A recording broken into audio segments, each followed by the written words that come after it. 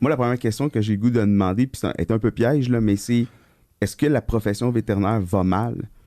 Et la réponse que je peux vous dire, c'est que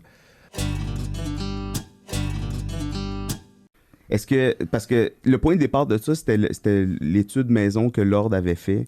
ouais, Où. Parce que, tu sais, ça fait longtemps qu'on se dit. En tout cas, quand je regarde les gens de ma promo, comment ils ont évolué, la question de la rétention dans la profession, ça fait longtemps que c'est on se pose la question, personne ne l'avait vraiment étudié. Puis la mini-étude que l'Ordre a faite, c'était plus de 50% des vétérinaires qui songeaient à réorienter leur carrière. Donc, soit à changer de domaine de pratique ou à carrément quitter la profession, ce qui est deux choses différentes. On va y revenir à ça. Mais, et c'est ça qui a été le point de départ, de dire, OK, il faut aller plus loin, il faut raffiner l'analyse. Mais donc, est-ce que la profession, quand on regarde un peu l'ensemble, parce que le monde du travail est complexe aujourd'hui, oui. donc est-ce que vraiment la profession vétérinaire se distingue des autres professions comme une profession qui va mal? On essaie toujours de voir quels étaient les pires et de comparer les souffrances entre les gens. Et ça, ce n'est pas possible. On ne peut pas comparer. La souffrance d'une seule personne est déjà beaucoup plus importante que la souffrance de tout le monde ensemble. Disons que les gens souffrent au travail et ça, c'est pas souhaitable, ce n'est pas normal de souffrir au travail. Il y a toujours un peu de souffrance. On ne peut pas tout avoir juste du plaisir au travail. Mais le problème, c'est quand le travail déstructure la vie des gens. Et ça, ce n'est pas nécessairement bien.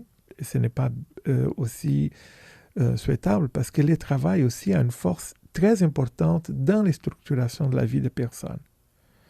Donc, il faut travailler, agir, gérer les gens pour que le travail soit une source d'épanouissement, une source de structuration dans la vie de la personne, en essayant de minimiser le plus possible la souffrance. Donc, les ingrédients de la souffrance, elle est différente. Malgré qu'aujourd'hui, à cause du contexte qu'on vit, c'est toujours une question de contexte. Ça, c'est un point très important. Les gens comprennent que ce n'est pas individuel, le problème. Le problème, c'est les contextes où les gens sont.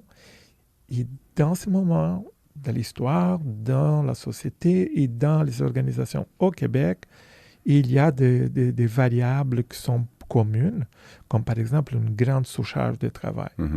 Donc, on peut avoir des choses, des raisons communes pour les mal-être qu'on peut avoir dans une profession, mais dire lesquelles qu'elle est pire pour avoir les trophées de dire je suis le gagnant dans la souffrance, ça, ce n'est pas vraiment... Voilà. Je ne sais pas si c'est ça que tu voulais dire, ou l'état de santé de notre profession en ce moment, mais la question que moi je me pose quand j'entends tout ça aussi, c'est que vous avez travaillé avec beaucoup d'autres professions.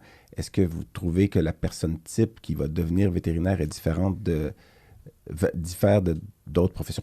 La réponse est sûrement oui, dans le sens où c'est reconnu que pour les gens qui veulent aller en médecine vétérinaire, souvent, c'est les gens qui font preuve de beaucoup d'empathie. Peut-être pas les radiologistes, là, mais... Non, je t'ai dit, il faut mettre une photo des patients à côté de notre écran. Mais qui font preuve de beaucoup d'empathie, puis qui vont s'investir beaucoup.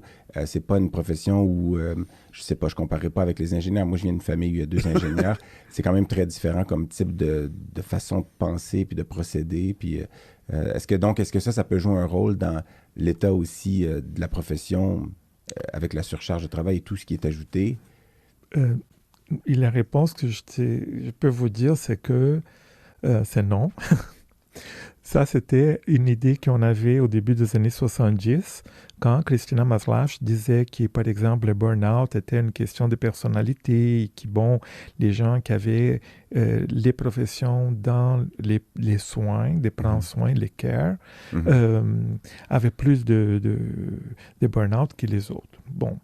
Mais en 97, elle a fait un mea culpa. Dans son livre « La vérité à propos du burn-out », elle a fait un mea culpa, elle écrit, elle dit « Je l'ai dit dans le passé, mais c'est pas vrai. Aujourd'hui, c'est des questions organisationnelles qui sont responsables et à la base du burn-out. » Donc, bien sûr que c'est différent. par exemple, un ingénieur, il a devant lui la plupart du temps un ordinateur avec un crayon et des dessins. Ça, c'est une réalité. Les gens qui vont, par exemple, dans la médecine vétérinaire ou en médecine, ils sont devant eux les gens qui sont dans une certaine détresse, des gens partants, parce que leurs animaux sont malades. Il y a un problème. Ils ne comprennent pas qu'est-ce qui se passe. Et ça, c'est un point très important parce que pour les vétérinaires, pour les médecins vétérinaires, il a vu cette maladie, ces problèmes 1 million de fois dans leur carrière.